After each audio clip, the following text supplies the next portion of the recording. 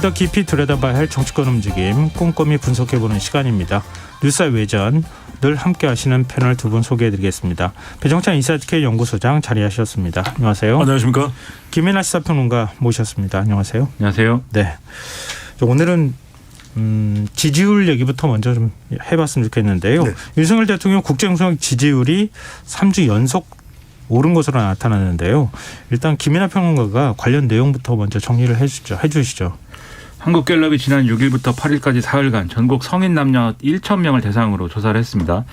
윤석열 대통령의 직무수행에 대한 긍정평가가 33%로 나타났는데 이게 지난주보다 2%포인트 오른 수치입니다. 그리고 부정평가는 59%였는데 1%포인트가 내려간 그런 수치죠. 윤석열 대통령의 직무수행 긍정평가를 11월 3주차에 29%로 집계된 것까지 따지면 이제 3주 연속 소폭 상승했다라고 볼 수 있는 그런 내용인 건데요. 그럼 이제 긍정평가를 한 이유에 대해서 보면 네. 노조에 대응을 했다, 잘했다. 이게 이제 이 긍정평가 응답자의 24%가 이 노동조합에 대한 어떤 대응 이런 것들을 꼽았습니다. 그다음에 이제 공정, 정의, 원칙 뭐 이런 답을 한 게 응답자 12%였고 결단력, 추진력, 뚝심이 6%, 주관, 소신이 5%, 국방, 안보, 외교 열심히 한다, 경제와 민생 등의 답변이 4% 정도인 걸로 나타났습니다. 그리고 부정평가를 한 이유를 살펴보면은 독단적, 일방적이다, 소통이 미흡하다 등이 이제 9% 정도의 응답이 나왔고요. 예. 외교, 그다음에 경제와 민생을 살피지 않음, 전반적으로 잘못한다, 경험과 자질 부족, 무능함 등이 8%, 인사 6%, 이태원 참사 대처 미흡, 공정하지 않음, 노동자 처우와 노동정책, 통합, 협치 부족 등이 3%로 나타났습니다. 이 여론조사의 자세한 내용은 중앙선거 여론조사심의 홈페이지를 참조하시면 되겠습니다. 네. 네, 긍정평가, 부정평가 이유 쭉 이렇게 말씀을 해주셨는데요. 갤럽 여론조사는 주관식으로 지금 응답을 하도록 돼 있잖아요. 네네. 근데 거기에 대해서 이제 응답한 내용들이 그러니까 보통의 경우에는 일반 여론조사 기관에서 조사할 때는 이렇게 딱 간명하게 정리가 되는데 일단 정리된 모습은 아닌 것 같긴 해요. 네. 근데 지난주 갤럽 여론조사 결과에서 노조 대응이 처음으로 이제 들어갔다가 그때도 네. 조금 상승한 것으로 나타났는데 이번에는 노조 대응이 제일 큰 비중으로 나왔어요. 긍정평가에. 네. 배정찬 소장께서는 어떻게 분석하십니까? 윤석열 대통령 지지율이 최근 한 2, 3주 사이에 계속 올라간 이제 추세로 나타나고 있는데 네. 법과 원칙을 강조한 대응이 이 보수 지지층들을 결집시켰다 이렇게 봐야 되겠죠. 그러니까 중도하고 진보층에서 움직였다기보다는 보수 그렇죠. 지지층, 이탈했던 보수 지지층이 다시 돌아왔다. 그렇습니다. 예. 자동응답 조사는 조금 이제 다를 수 있는데 잠시 뒤에 또 이제 소개할 기회가 있을 텐데 예. 이 조사를 보면은 대통령의 긍정평가가 33%거든요. 그러니까 부정평가 59%를 보면은 여전히 아주 대통령 지지율이 급 상승을 한 건 아닙니다. 예. 그런데 이제 그래도 꾸준히 오르고 있는 것은 보수층들이 결집했다. 대략 한 35에서 40% 가까이를 한국 갤럽 기준으로 볼 때 보수층으로 본다면 네. 적어도 보수층은 대통령이 법과 원칙을 강조하면서 화물연대 파업에 대응하는 바로 이 모습이 결정적으로 보수층을 결집하게 되는 동력이 됐다. 이렇게 봐야 되겠죠. 네. 지금 갤럽 여론조사 결과만 저희가 소개를 해드렸는데 그러면은 죄송하지만 김연아 평론가께서 다른 여론조사 결과도 한번 같이 비교를 해서 소개를 해 주시면 어떨까요? 여론조사 공정이 데일리한 의뢰로 지난 5일부터 6일까지 이틀간 전국 만 18세 이상 성인 남녀 1,000명을 또 대상으로 조사를 했습니다. 윤석열 대통령의 국정수행에 대한 긍정평가가 41.5%, 부정평가는 56.7%로 집계가 됐다라는 결과고요. 예. 그다음에 이제 리얼미터가 미디어 트리뷴 의뢰로 지난달 28일부터 이번 달 2일까지 전국 18세 이상 성인 남녀 2,507명을 대상으로 조사를 했더니 윤석열 대통령에 대한 이 국정수행에 대한 긍정평가가 38.9%, 부정평가가 58.9%가 나왔다라는 겁니다. 예. 이 두 여론조사들의 자세한 내용은 중앙선거 여론조사심의 홈페이지를 역시 참조하시면 됩니다. 네. 그러니까 지금 여러 여론조사 결과 그러니까 수치는 추이를 봐야 되는 거니까 그렇죠. 네. 여론조사별 방법론에 있어서 특성의 차이가 나타나기 때문에 네. 이게 40%다, 30%다. 윤 대통령의 지지율을 이렇게 단정적으로 말하기는 어렵지만 어찌됐든 지지율이 올라가고 있는 것만은 사실인 것 같다. 이렇게 봐도 되는 거죠. 김연아 평론가께서도. 그렇죠. 이거는 이제 화물연대가 파업을 하고 그다음에 정부가 강경 대응 방침을 밝히고 그 전면에 대통령이 나설 때부터 예상했던 바고 뭐 예고됐던 바입니다. 그러니까 대통령이 이렇게 강경 대응하는 어떤 배경에 여러 판단이 있을 텐데 그 판단 중에 주요한 어떤 이 판단 근거 중에 하나가 아니겠느냐, 보수층 결집이라는 게. 네. 그래서 이전까지는 어쨌든 윤석열 대통령의 뭐 비서거 논란이라든지 뭐 여러 가지 이게 지도자답지 않은 어떤 행동에 대한 보수층들의 실망과 이런 평가들이 있었다고 하면은 이번에는 찬반 논란이 있고 좀 여러모로 이제 이념적인 어떤 지향에 따라서 평가가 갈리긴 하지만 적어도 보수 지지층들은 이것은 대통령다운 모습이다라고 지금 평가를 하는 거거든요. 네. 그렇기 때문에 이제 일정 정도 지지율이 오를 수밖에 없고 그래서 올랐다라고 보이고요. 그리고 결국 이제 화물연대가 파업을 종료하지 않았습니까? 그렇다라고 하면은 다음 주에 제가 볼 때는 추가 상승 여지도 아직 있다고 봅니다. 저는. 그래서 아마도 네. 이걸 근거로 해서 윤석열 대통령은 네. 지금까지 지지율이 낮아갖고 하지 못했던 것들을 이제는 이걸 근거로 해서 또 막 밀어붙일 수 있다라는 판단도 아마 내리고 있지 않을까라는 생각까지도 하게 됩니다. 조만간 뭐 이른바 국민과의 대화도 한다니까 그 자리에서 아마 노동개혁에 대한 방향이나 언급도 있지 않을까 싶거든요. 그렇죠. 그러니까 지금 기조를 그대로 유지할 가능성이 있다 이렇게 볼 수 있을까요? 네. 그러니까 이제 신호와 이제 소음으로 구분을 하면 네네. 신호라는 것은 이제 지지율을 끌어올리는데 긍정적인 작용을 했다 그러면 이건 긍정 신호다 이렇게 해석을 하겠죠. 네. 소음이라는 말씀은 뭐냐면 어떤 논란이 불거졌는데 지지율이 내려갔다 그러면 이건 그대로 그렇게 가서는 오히려 지지율에 도움이 안 되겠구나 판단할 것이거든요. 분명히. 그런데 지금 윤석열 대통령의 지지율이 자동응답 조사지만은 41.5%나 됩니다. 그러면 40%를 돌파 그리고 국민의힘이나 또 더불어민주당 지지율보다도 대통령 지지율이 더 높네. 그러면 대통령실과 윤석열 대통령은 이걸 신호로 판단을 하면 그래 밀어붙여 가 이렇게 이제 계속 강경 대응으로. 네. 그렇다면은 이번 달 15일인가요? 예정되어 있는 대통령의 국정과제 관련된 그 발표에서도 노동 문제에 대해서는 앞으로 단호한 대응으로 가겠다. 절대 법과 질서를 위배해서는 안 된다. 어떤 불법 파업도 용인하지 않겠다. 이렇게 강경한 이 태도로 계속 유지해서 갈 가능성이 상당히 높아지게 되는 것이죠. 네네. 네. 근데 또 한편에서는 우려의 목소리도 나와요. 왜냐하면 임 대통령이 노조를 대하는 인식이 북핵하고 비교를 한다거나 이런 것들 보면 일종의 마치 적을 다루는 것 같다. 그리고 지금 이제 화물연대 파업에 대해서도 그냥 강경 일본도로 나가면서 대화를 했으면 모르겠는데 먼저 꺾지 않으면 난 대화하지 않는다. 이렇게 지금 태도를 바꾼 거 아닙니까? 또 그렇게 하면 어찌 보면 사회 갈등을 해소하는 대통령의 역할이 중요할 텐데 일종의 뭐랄까요? 그 응징하는 프레임 같은 걸 지금 가지고 있는 것 아니냐. 이렇게 되면 오히려 갈등이 더 증폭되거나 커질 위험이 있지 않겠느냐 이런 의견도 있는데 어떻게 보세요? 그러니까 윤석열 정치라는 게 뭐 반복해서 이제 드러내는 어떤 그게 있어요. 뭐냐면 대통령이 전면에 나서서 뭔가를 들이받으면 그게 이제 긍정적인 어떤 효과를 가져옵니다. 그 과거의 검찰총장 시절부터 본인이 뭔가 책임지고 주도하고 뭔가 역할을 하고 이런 것보다 누군가 예를 들면 괴롭힌다든지 뭐 탄압을 한다든지 또는 뭐 어떤 뭔가 장애물이 있다든지 이런 것들을 막 뚫고 나가고 들이받아야 그래야 이제 이게 뭔가 정치적인 어떤 지지나 이런 것들이 모이는 현상을 계속 보여왔거든요. 그러니까 사실은 그러한 해법을 국정 운영 방식에도 똑같이 지금 적용하는 것처럼 보이고 그게 지금 화물연대 파업에 대응을 하면서 성공을 거둔 것처럼 지금 돼버린 거예요. 그럼 앞으로도 이제 계속 그럴 거 아니겠습니까? 그런데 문제는 뭐냐면 이게 그냥 윤석열 대통령이라는 하나의 어떤 정치적 캐릭터를 놓고 보면은 뭐 그런 대응도 뭐 득이 될 수 있겠구나 하는데 지금 대통령이라는 자리는 국가 지도자의 자리지 않습니까? 지도자라는 자리는 이 문제에 있어서 책임을 지는 자리이지 이걸 무슨 뭔가 어떤 자신의 어떤 정치적인 어떤 이 뭐랄까요 목표를 이루기 위해서 장애물을 뚫고 나가야 되는 그런 자리가 아닌 거거든요. 그래서 예를 들면 지금 화물연대 파업이라는 사건에 대해서 이렇게 강경 대응해서 뭔가 이제 지지율이 올랐다라고 평가할지는 모르지만 화물 노동자들의 삶이라든가 이런 것들은 다 어디 갔습니까? 누가 여기에 대해서 무슨 얘기를 했습니까? 지금까지 아무 얘기도 안 했어요. 정부가. 지금 화물 노동자들이 다 잘 먹고 잘 살고 배부르고 등 따셔서 이러고 있는 게 아닌데 네네. 문제가 있으니까 안전운임제나 이런 것들을 도입을 한 것이고 그것에 대해서 어떻게 할 것인지를 논의하자는 거 아니었습니까? 그리고 가장 제가 볼 때 우려스러운 거는 분명히 정부가 안전운임제 3년 연장은 우리가 할 수 있다라고 얘기한 바 있지 않습니까?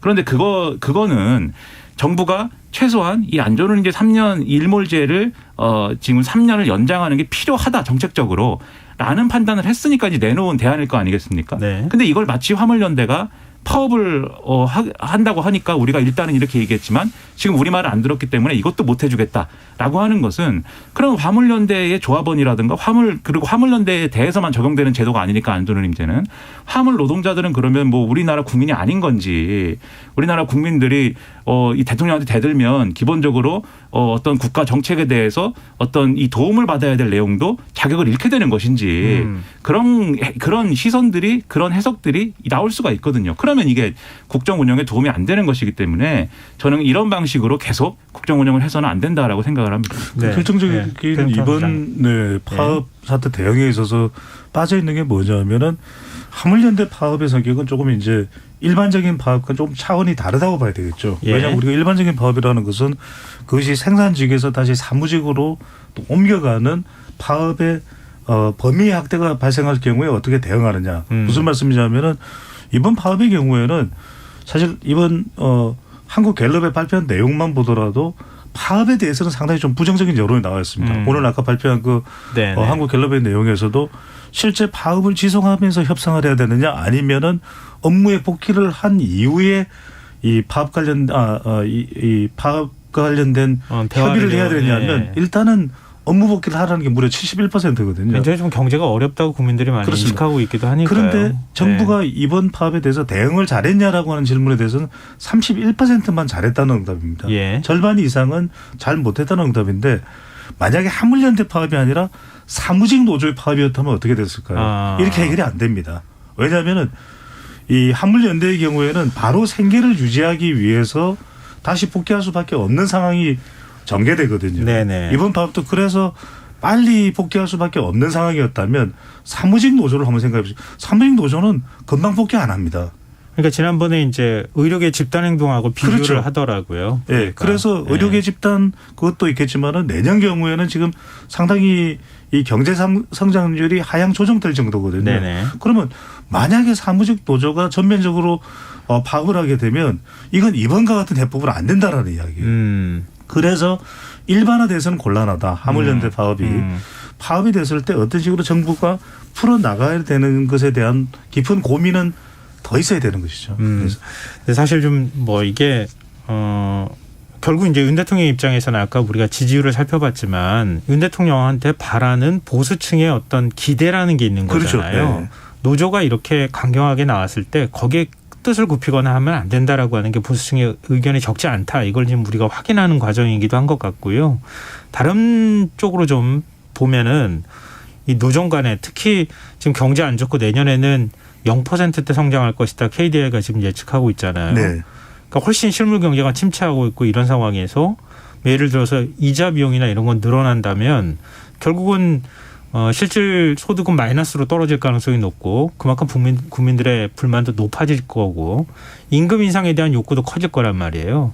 그럴 때 참 지금과 같은 대응이나 이런 방식으로 그대로 강경 기조로 그냥 가게 될 경우 이게 좀 약간 힘 조절이 필요한 거 아니냐 이런 얘기도 있거든요. 그러니까 힘 조절도 힘 조절이고 그리고 이게 단지 이제 강원 전략의 문제라기보다는 얼만큼 정부가 책임 있게 나서느냐의 문제예요. 그러니까 파업이라는 것은 그리고 노동자들의 어떤 뭐 이런 집단 행동이라는 거는 이게 반드시 뭐 양쪽이 정말 온건하게 가자라고 해서 반드시 온건한 결론을 맞게 되는 것도 아니고 서로 의지가 막 강경하게 간다고 해서 반드시 그런 결론이 나오는 것도 아닙니다. 예를 들면은 이번에도 이제 민주노총의 차원에서는 뭔가 이제 큰 어떤 뭐 판을 만들어 보고 싶었던 것이고 정부도 그러한 판이 만들어지는 걸 상당히 경계했던 것인데 실제로 그렇게 안 되지 않았습니까? 예. 힘없이 그냥 무너졌거든요. 와르르. 그리고 그렇게 될 거라고들 뭐 얘기한 사람들도 있고 그렇습니다. 그렇기 때문에 이게 뭐 이 강원 전략을 어떻게 쓰느냐의 문제라기보다는 결국 이 자산 자체에 대해서 정부가 얼마나 책임을 지느냐의 문제예요. 그래서 똑같이 화물연대가 파업을 하고 똑같이 파업이 장기화되더라도 정부가 처음부터 어떤 대안을 가지고 이렇게 해봅시다 저렇게 해봅시다. 우리가 이 정도 선에서 이 좀 받아들여주면은 나머지는 우리가 한번 설득해 보겠습니다. 또는 국가 경제를 볼 때 이 정도는 안 됩니다. 이건 안 되고 이건 됩니다. 이렇게 논의를 이끌어가면서 해결을 했다면 네. 그 결말이 파업의 장기화였다 하더라도 이것은 지도자다운 어떤 선택을 한 것이고 정부다운 모습을 보인 것이기 때문에 네. 제가 볼 때는 그거는 긍정적인 평가로 남았을 해왔을 거예요. 이 정부의 대응에 대해서. 예. 근데 이 내년 같은 경우에 예를 들면은 지금 정치권 논의를 보면 안전운임제가 일몰이 그냥 될 것 같은 분위기인데 물론 지금 논의를 또 하고 있습니다만. 예. 근데 만약에 그렇게 될 경우에 당장 화물 노동자들 그 적용을 받았던 그 이제 시멘트 운송하고 그다음에 컨테이너 운송하는 네네. 노동자들의 경우에 당장 임금의 하락이 실질적 하락이 그렇죠. 발생하는 거지 않습니까? 예, 그럴 가능성이 높죠. 그럼 화물연대는 그 상황을 그러면 지난해 우리가 파업을 했는데 졌으니까 가만히 있어야겠다 뭐 이럴까요? 또 나올 거란 말이죠. 이런 상황이 계속 반복될 것인데 계속 이렇게 정부가 가만히 있다가 손 놓고 있다가 그냥 파업한다 그러면 지금 경제가 어려운데 무슨 파업을 해? 그냥 이렇게 해가지고 대응하는 것이 가능한 것이냐. 그렇지 네. 않단 말입니다. 네. 그래서 최소한 이 사안 자체에 대해서 책임을 지고 정부가 끌고 간다라는 것에 중점을 두고 좀 이 사안을 바라봐야 된다는 것이죠. 네. 근데 일단 여기서 화물연대가 파업을 접었으니까 접근한 다음에 어찌 보면 이 책임이나 이 사태를 수습해야 될 책임은 국회가 더 큰 거 아닌가 싶어요. 그렇죠. 네. 왜냐하면 안전운임제 일몰제를 어떻게 할 것이냐, 네. 품목 확대 문제 어떻게 할 것이냐 이걸 입법적으로 지금 해결해야 하는 상황이잖아요. 네. 민주당은 일단 국민하고 정부 얘기부터 먼저 해야 될 것 같은데요. 일몰 시한 연장 없다. 이제 아예 안전운임제 자체를 그냥 없애버리겠다 이렇게 얘기를 하고 있고 민주당은 그나마 우리가 중지하겠다 그래가지고 지금 한시적으로 일몰제 다시 한번 3년 정도 더 연장하자 이런 정도 얘기하고 있거든요. 네. 이게 어떻게 논의를 끌어가야 되는 겁니까? 지금? 원래 정부 여당에서 3년 연장 시멘트와 컨테이너 분야에 대해서는 이야기를 했던 부분이거든요. 네, 그렇죠. 지금 현행대로 해서 그렇죠. 3년 연장하겠다고 했죠. 그런데 그게 아니라 지금 이제 국민의힘에서는 이제 일종의 개심제가 작동하는 거죠. 2차 파업을 했기 때문에 이제는 그 3년 연장안도 우리가 제안을 최초 제시를 했지만 그것조차 우리가 수용할 수 없다. 이 입장이거든요. 그러면 또 더 파국으로 치닫는 겁니다. 그러니까 이제 일단은 3년 연장안이 기본적으로 이제 기존 아니니까 이것을 하고 또 여기서 더 중요한 것은 안전운임제를 앞으로 그러면 어떤 식으로 또 3년이라는 시간은 또 금방 지나갈 겁니다. 네. 또 그 이전에 다른 품목 확대와 관련된 부분도 다시 불거질 수가 있는 것이거든요. 이걸 가지고 충분히 어떤 식으로 대응을 앞으로 해나가야 될지에 대한 논의가 더 긴밀하게 이루어져야 되는 것이죠. 해결된 게 아니에요. 완전하게. 기대하기가 제 생각에는 어렵습니다. 왜냐하면 시일이 촉박하고요. 그러니까 12월 말 되면 지금 그렇죠. 법을 바꾸지 않으면 12월 말 되면 이제 없어지는 거지 않습니까? 그렇죠. 실효가 사라지는 거죠. 그렇습니다. 그래 이게 만약에 그렇게 될 경우에 내년에 가서 이 정치권이 지난해 안전운임제가 이게 비극적으로 없어졌으니까 올해 살려봅시다. 이러기는 좀 기대하기가 어려울 것 같고. 맞습니다. 네. 그러면 연내 해결을 봐야 할 텐데 근데 또 우려가 되는 거는 이 파업을 통해서 안전운임제 자체가 지금 국회 이슈가 아니고 대통령 이슈가 돼버렸어요. 대통령이 뭔가 끌고 가는 이슈가 이제 돼버린 거지 않습니까? 그런데 대통령이 변하지 않는 입장은 안 한다는 거지 않습니까? 네. 이 안전운임제와 관련돼서 이게 정말로 이 화물 노동자들의 건강이라든가 안전에 도움이 되는 것인지 다시 한번 확인해 보자라는 게 지금 국토부 장관의 주장이잖아요. 그리고 3년 연장이라는 거는 뭐 화물연대가 받아들이지 않았기 때문에 그거는 없어진 대안이다라고 얘기하지 않습니까? 그러지 않아도 여당이 지금 이 윤심이 어디 있는지를 막 이렇게 윤심 찾아 3만리의 정치를 하고 있는데 대통령실이 그런 태도인데 무슨 민주당의 어떤 주장에 귀를 기울이며 무슨 뭐 대안을 만들겠습니다. 그리고 법사위에서 이 법사위원장이 김도읍 의원이어서 이게 통과가 어려운 점도 있고 최종적으로 만약에 이래저래 해서 여당이 그래도 합의를 내줘서 뭐 합의를 안 해주겠지만 다수를 밀어붙여가지고 민주당이 뭐 이걸 결정했을 경우에 최종적으로는 또 대통령이 그런 거부권을 행사하는 거냐 이거 물어볼 거거든요. 또 여론에서. 근데 지금 이 상황에서 이 윤석열 대통령이 화물연대를 힘으로 밀어붙여서 성공적으로 해결했다고 판단하는 그런 상황에서 거부권 행사를 안 하겠는가 이런 것들이 이제 문제가 되는 거죠. 네, 뭐 지금까지 이제 흘러왔던 맥락을 가지고 이렇게 전망을 해주신 건데 우려가 된다는 겁니다. 정치라는 것도 움직이는 거니까요. 그렇죠. 예언을 한 게 아니고 우려가 된다는 거죠. 맞습니다. 그렇기 때문에 사실 일몰제를 3년 연장하겠다 이렇게 얘기는 이미 한 바가 있기 때문에 그러니까 무조건 안 된다 이렇게 나가기도 상당히 좀 부담스러운 측면도 있기는 하거든요. 유연하게 또 대화를 나눌 필요가 있겠죠. 네. 뭐 그런 과정에서 민주당의 또 오히려 리더십도 확인하는 계기가 되지 않을까 이런 생각도 좀 들고요. 근데 이렇게 뭐 큰 이슈와 관련해서 저희가 얘기를 풀었는데 또 다른 한쪽에서는 그렇게 얘기해요. 윤석열 대통령의 리스크가 사라진 측면이 지지율에도 도움이 됐다. 그렇죠. 네. 예를 들면 뭐 출근길 문답이나 이걸 지금 사실은 일방적으로 없앤 거잖아요. 물론 이제 기자들하고 소통을 안 하고 있다.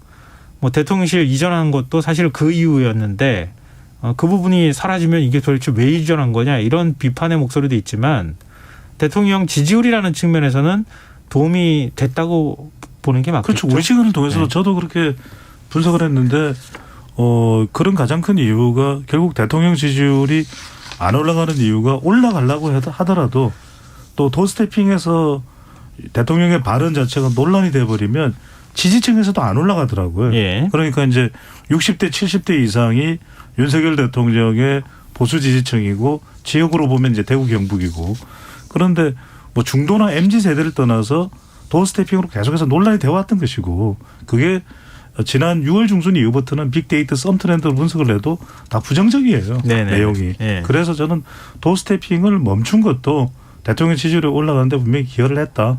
이렇게 보입니다. 네. 그러니까 윤석열 대통령이 이 드러냈을 때 사람들이 불편해할 만한 요소들을 정치적 요소를 갖고 있는 거지 않습니까? 근데 네. 도어스태핑을 통해서 그게 보이니까 그러니까 이게 지지율 하락의 어떤 근거가 된 거거든요. 근데 도어스태핑을 안 하니까 이제 그게 안 보이죠. 그러니까 사람들이 그러지 않아도 이제 취임 초고 임기 초기 때문에 대통령이 잘하기를 바라고 정권이 성공하기를 되게 바란단 말입니다.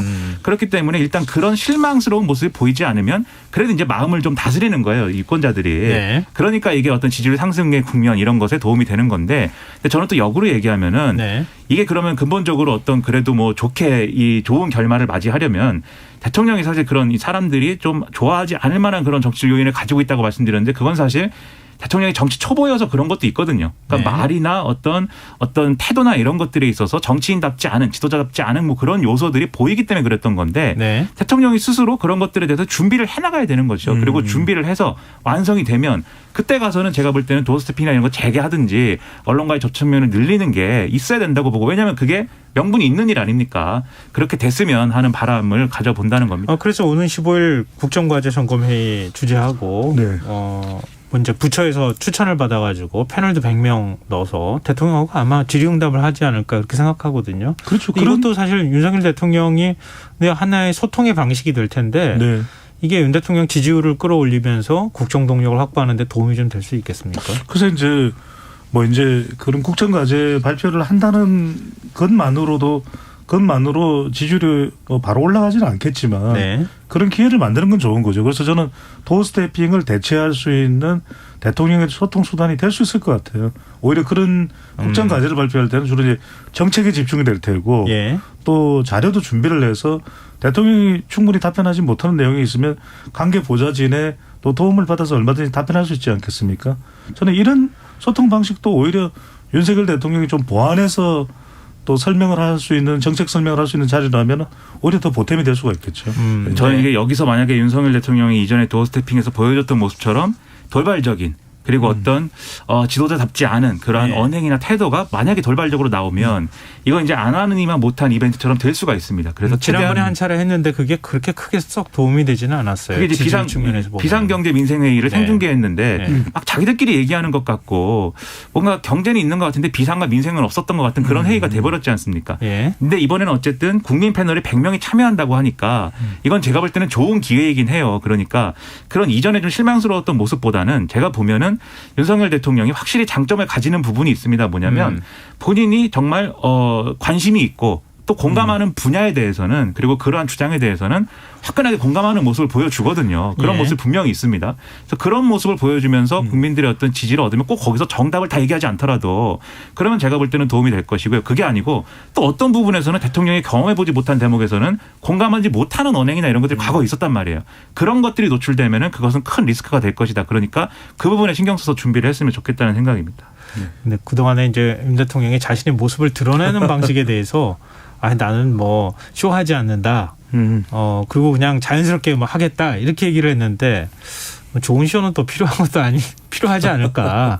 그러니까 짜임새 있게 구성하고 정말 진솔하게 보일 수 있도록 하고 노력하는 거는 사실 필요한 태도일 수 있잖아요. 그렇죠. 그러니까 오히려 그런데 자연스럽게 질문 받아가면서 그것들을 풀어나가는 모습을 보여주길 적지 않은 국민들이 기대하지 않을까. 저도 그런 면에서 어떤 태도 변화가 있을지도 좀 저희가 지켜봐야겠어요. 짧게만 제가 덧붙이면은 윤석열 대통령이 잘하려고 한다고 해서 또 잘하는 것으로 평가받는 것도 아닐 것이거든요. 그래서 저는 솔직하게 아는 건 안다 그러고 모르는 건 모른다 그러고 대표적인 사람이 아이젠하워 같은 대통령도 정치 초보였지 않습니까? 예. 아이젠하워. 네. 아이젠하워가 그래도 국민 공감을 많이 얻을 수 있었던 것은 아는 건 알고 모르는 건 모릅니다라고 이야기를 했던 것이 가장 큰 효과가 있었던 것처럼 윤석열 대통령도 그렇게 소통하면 되는 거죠. 네, 알겠습니다.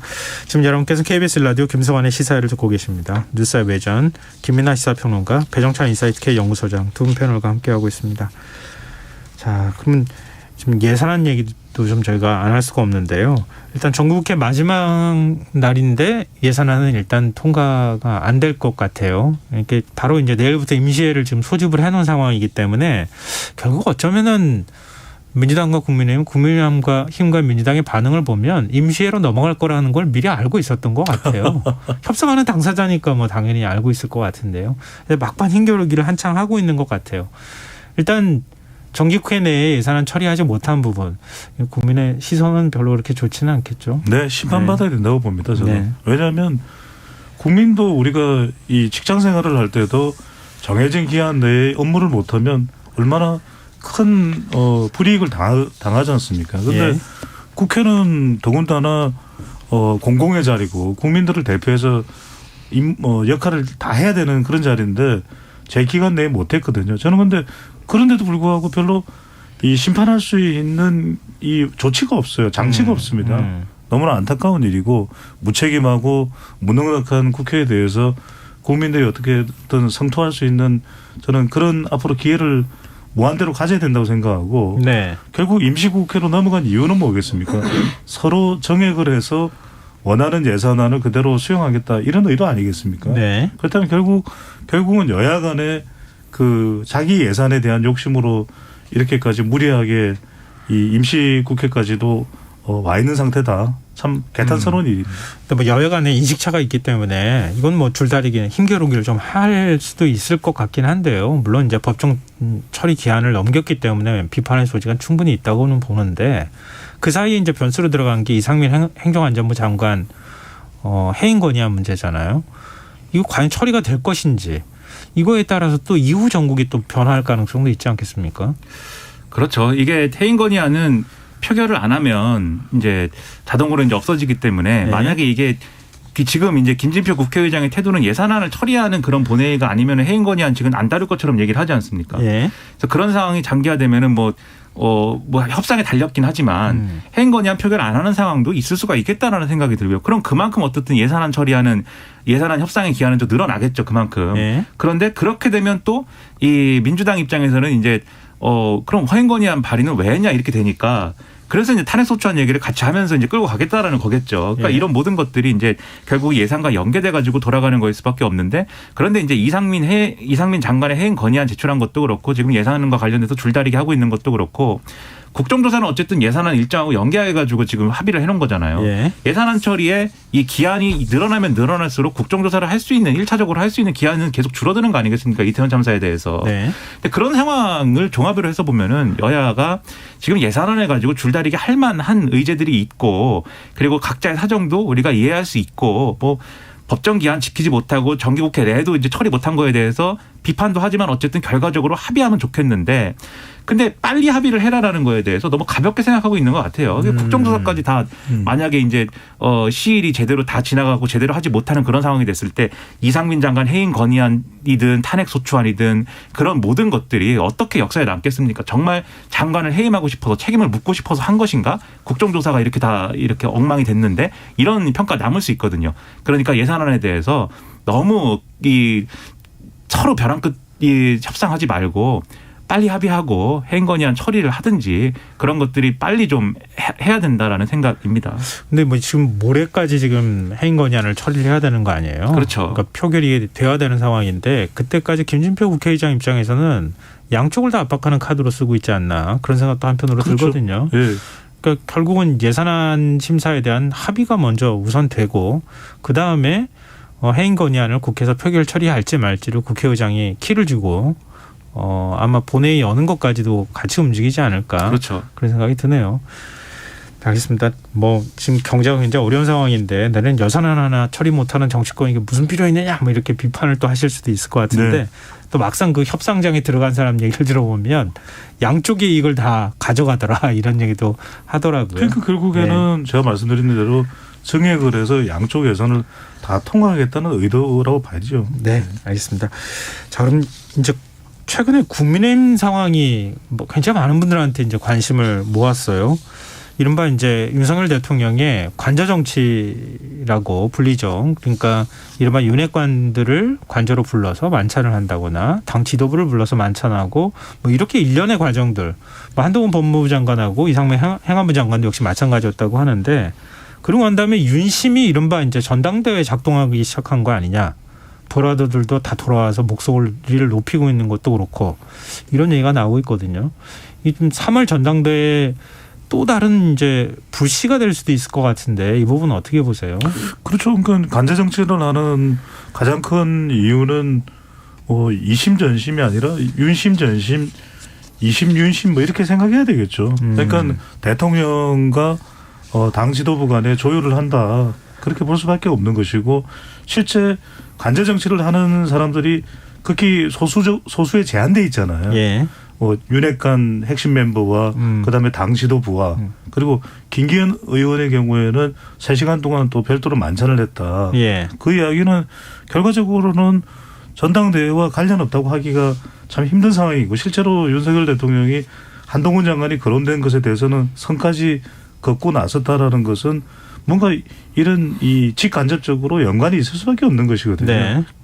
결과적으로는 윤석열 대통령과 코드를 맞추면서 또 당을 주도해 나갈 수 있는 그런 당대표인데 아직까지도 저는 모르겠어요. 어떤 사람이 대통령의 마음속에 들어있는지는 모르겠는데 여하튼 그 사람을 찾아내는 것에 지금 모든 이 당의 관심이 이 혈안이 돼 있다.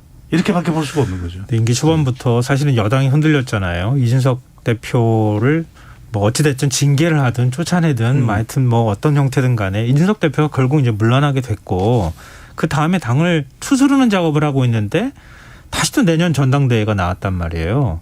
근데 수도권 MZ세대로 나오니까 또 거기에서 이름이 거론됐던 의원들이나 정치인들이 발끈하고 있는 상황이고 또 여기에다가 지금 경선 룰을 당신과 민심 비율이 지금 7대 3인데 이거를 9대 1이나 10대 0으로 바꾸자.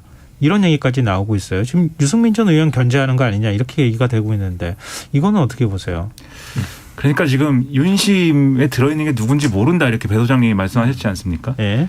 저게 이제 배 소장님 혼자 하는 생각이면은 아니 배 소장님은 왜 그런 것도 모르시나요? 이렇게 얘기할 수 있을 텐데 국민의힘에서 아는 사람이 한 명도 없어요. 제가 볼 때는 윤심이라는 것은 있다는 네. 것은 알겠는데 윤심은 누구에게 향해 있느냐 아무도 모르는 것 같아요. 아니 대통령하고 식사하고 뭐 만찬했다고 하니까 뭐 술도 한잔 했겠죠. 그러고 난 의원들이 와서 목소리를 높이면서 그 얘기를 하면 대통령의 마음이 그거다 이렇게 생각하지 않겠어요? 그래서 이제 주호영 원내대표가 MZ세대와 수도권을 공략할 수 있는 그러한 대표가 돼야 되는데 걱정이다 하면서 사람들 이름을 얘기했지 않습니까?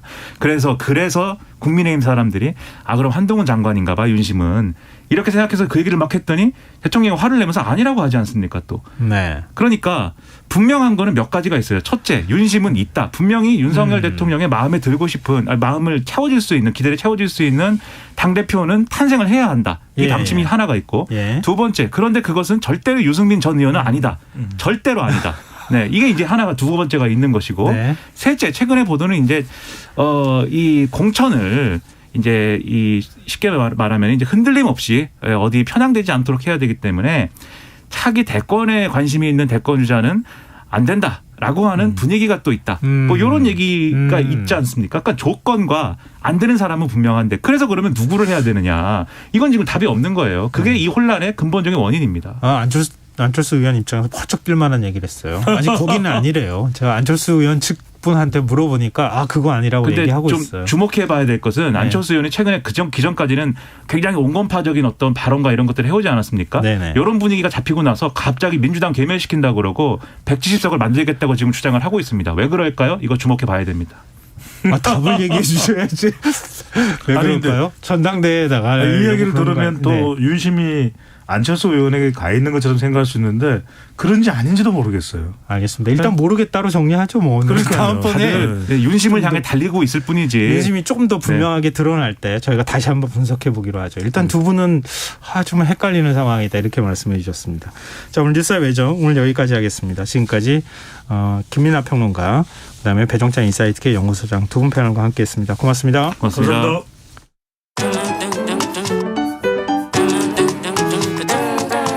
일일 시사권장량 채워가세요. 골고루 담았습니다. 당신만을 위한 하루 시사 김성환의 시사야.